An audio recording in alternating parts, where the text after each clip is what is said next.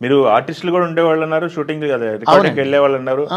చూసేవాళ్ళ ఆర్టిస్టులు ఎవరెవరు ఉండేవాళ్ళు, ఎవరెవరు పరిచయం బాగా అప్పట్లో మీకు? ఎస్ఆర్ లక్ష్మి, ఆ, రీటా గారు, ఓకే. రమణమూర్తి గారు, ఉమ్.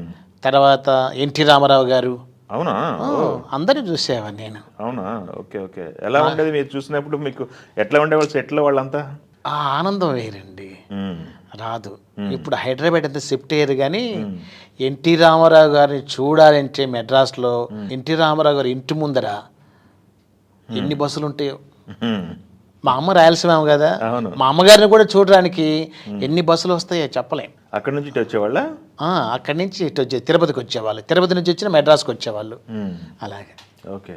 కానీ అంత మహానుభావు నాగేశ్వరరావు గారిని చూశాను. ఆ. తర్వాత కాంతారావు గారు అంటే ఇంక చెప్పలేం.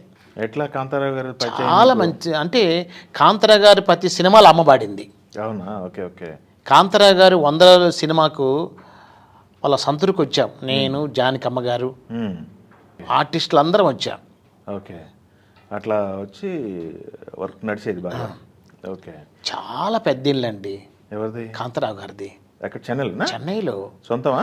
ఇంద్రభవన్లో అంటే ఇల్లు.